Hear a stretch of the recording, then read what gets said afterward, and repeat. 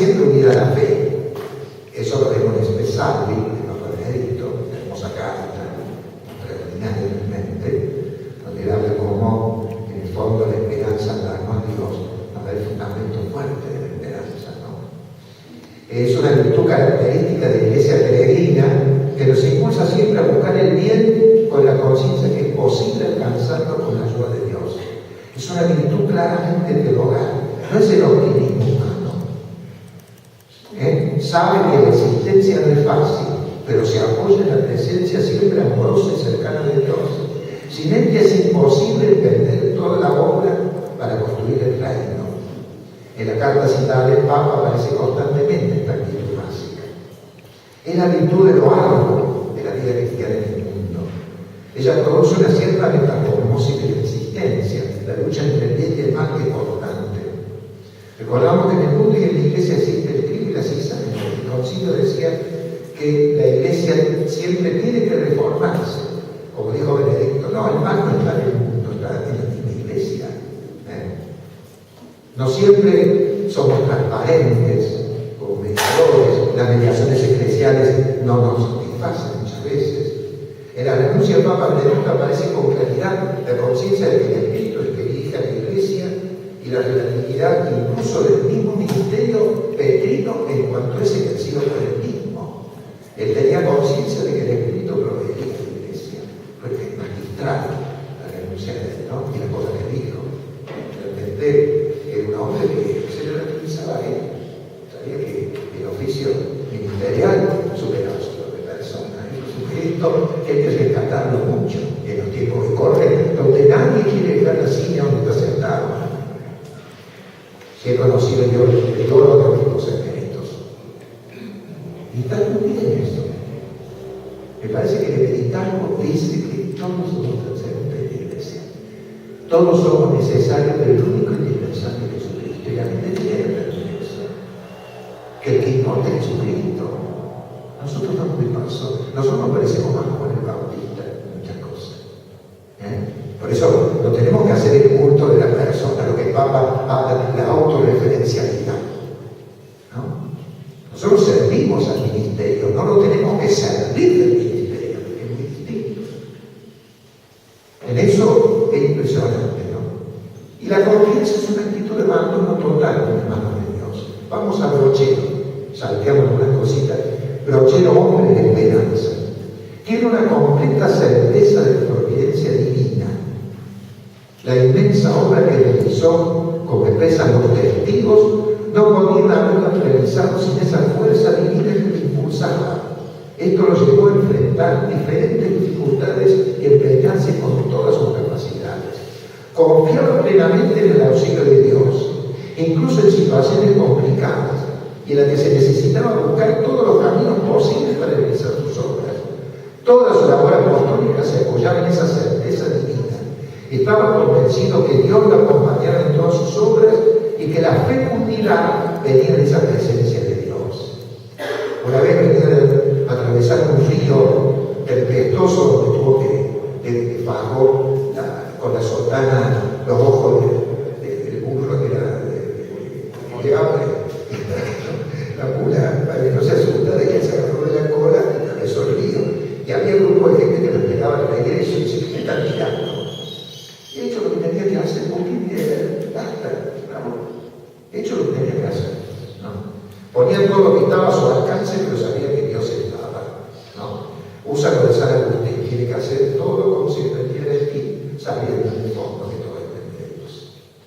Algunos testigos decían que era un hombre cultivado en el esfuerzo. Tenía muchos hermanos, su familia, tenía que empeñarse en el trabajo para subsistir. Se advierte una naturaleza humana bien arraigada en su naturaleza, acostumbrado a una vida austera y laboriosa. La puso al servicio de su ministerio pastoral. Vivía su ministerio con alegría y optimismo. Confiado plenamente en las manos del Padre. Trabaja él mismo en sus obras. Se hacía compañía con numerosas personas, a lo que su ejemplo animaba para seguir con las obras. Hacía trabajar a la gente. Después de la misa, creaban tablas, ladrillos, piedras para su obra en su casa de ejercicio,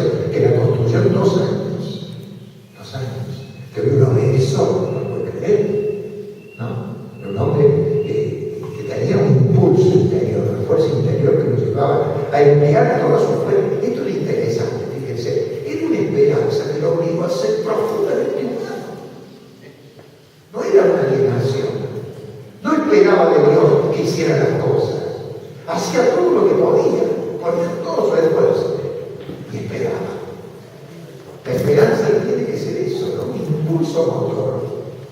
No es una virtud de la pereza y del abandono, esperando que Dios haga las cosas. ¿No? Ponía todo su esfuerzo.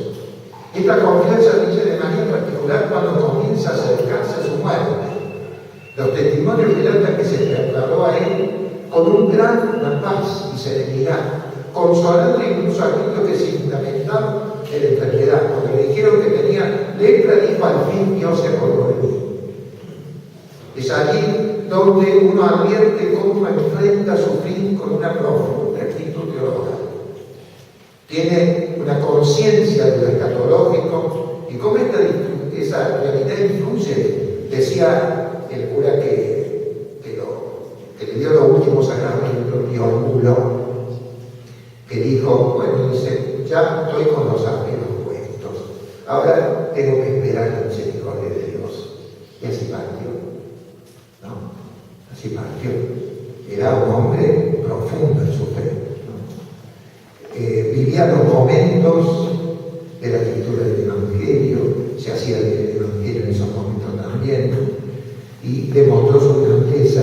Dice que en una carta que le escribió a su compañero: ¿te acordás que yo decía que quería morir como un caballo de Chesche, es decir, galopando? Pero Dios me tiene utilizado y bueno, soy más útil que antes, porque ahora puedo rezar libremente por los hombres pasados, presentes y futuros, ¿no? Y toma su vida de oración y su entrega de manera total, ¿no? La virtud de la esperanza, don de Dios, se convierte en él en un ejercicio de libertad que lo sumió plenamente, con una fuerza intensa que lo llevó a vivenciar todas las exigencias del ministerio, asumiendo siempre sus limitaciones y debilidades. Como expresó cuando se decidió por asumir el camino sacerdotal, dice: me di cuenta que constituía un gran trabajo.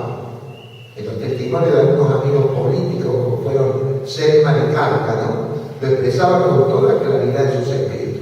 Él veía el sacerdocio como una entrega de vida para seres superiores, pero supo asumirlo con notable fecundidad, como lo comprobamos en sus obras realizadas, tanto materiales como espirituales. Era una fuerza de esperanza intensa, ¿no? Fíjense qué interesante eso, porque qué bueno preparar gente que se apoye en esa fuerza de Dios, pero que además, justamente por el apoyo de la fuerza de Dios, realice a fondo todas las condiciones humanas. Yo tengo ganas un día de estudiar el perfil humano que uno advierte en la obra del Brochero, porque se nota una naturaleza que fue llevada por la gracia y transformada plenamente, ¿no?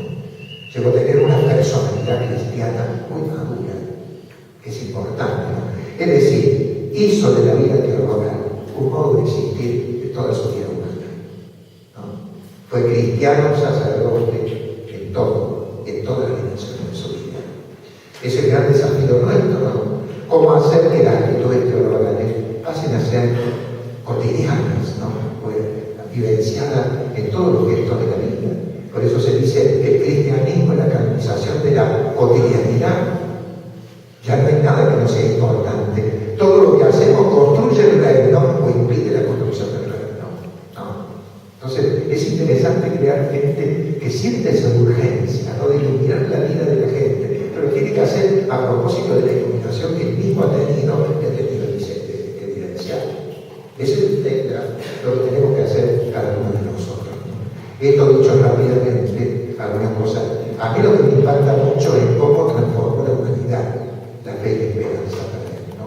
Y cómo lo hizo llevar y entender grande obra. Cómo le dolió tener que dejar a su gente, primero cuando lo mandan de canónigo a Córdoba, donde se dedicó a ser capellán de la cárcel penitenciaria de Córdoba y a predicar los ejercicios espirituales, criticado por las damas de beneficencia de la sociedad de ese tiempo, como sucede siempre, ¿no?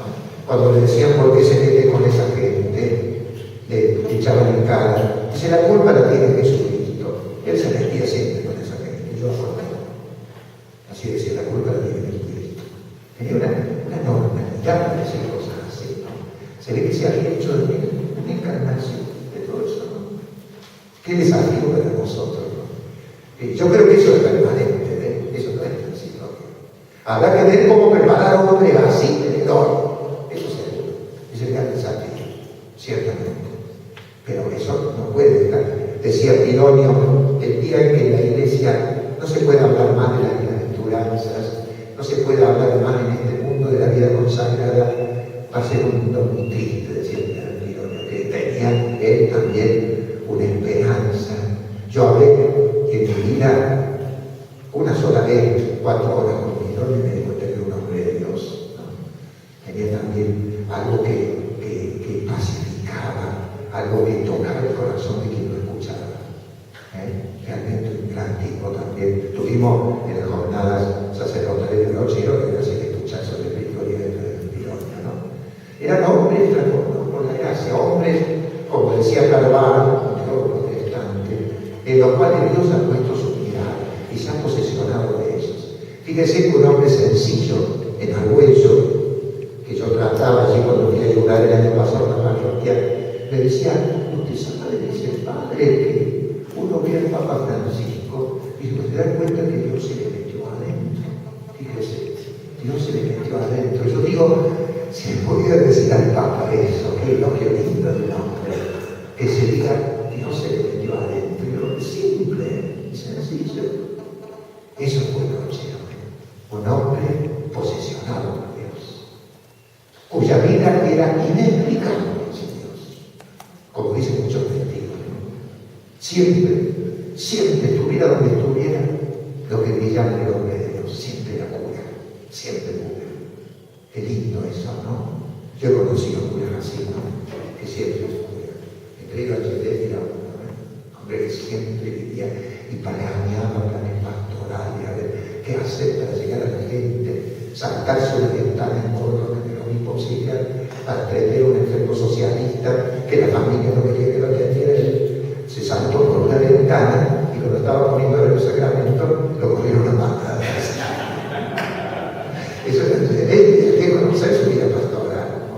Yo tuve la gracia de dirigir una tesis del padre Vitiberti, 4 años, sobre la figura de Angelet, que lo han ideologizado al Macano, Era un hombre de Dios, era un pastor, ¿no? Yo estuve director espiritual en Córdoba 5 años, me tenía el trono,